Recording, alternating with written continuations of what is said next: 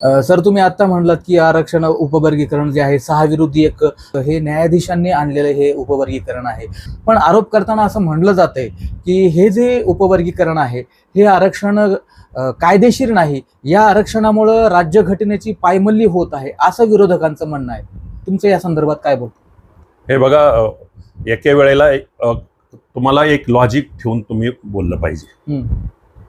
2000ला इसवी सन 2000ला आंध्र प्रदेश सरकारनं त्यावेळेच्या अनुसूचित जातीतलं आरक्षणाचं उपवर्गीकरण करण्याचा निर्णय घेतला.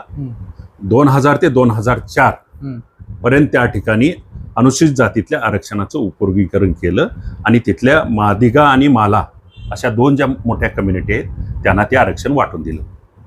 त्याविरुद्ध E.V. चेन्नैया नावाचा एक माणूस, माला समाजाचा, म्हणजे इकडं आपण ज्यांना महार म्हणतो, बौद्ध म्हणतो, तो माणूस सुप्रीम कोर्टापर्यंत गेला आणि सुप्रीम कोर्टानं 2004ला म्हणजे 4 वर्षानंतर निकाल दिला की आंध्र प्रदेश सरकारनं दिलेलं उपवर्गीकरण किंवा केलेलं उपवर्गीकरण हे चुकीचं आहे, हे घटनेला आधारित नाही. तर हा जो तिथल्या आंध्र प्रदेशमध्ये ज्या 59 जाती आहेत त्या 59 जातीचा एक समूह बनलेला आहे. त्याला त्यांनी होमोजिनियस असा शब्द वापरला.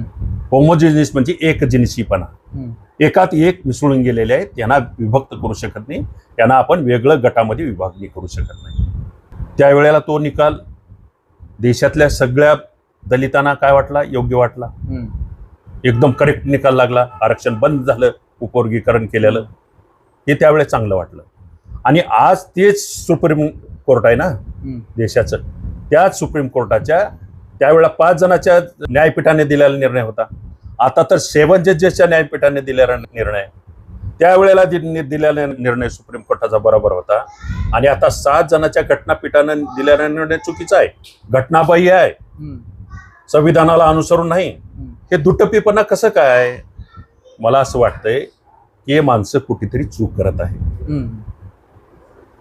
7 जजेसच्या न्यायपीठानं दिलेला निकाल ते म्हणाले की हा होमोजिनियस नाही समूह 59 जातीचा. त्या आता कर्नाटकामध्ये 105 जाती आहेत, महाराष्ट्रामध्ये 59 आहेत, आंध्रामध्ये 59 आहेत, तेलंगणामध्ये 59 आहेत. तर या जाती एकत्र नाहीत, एकजिन्सीपणा नाही, त्या वेगवेगळ्या आहेत, हेट्रोजेनियस आहेत असा शब्द वापरला.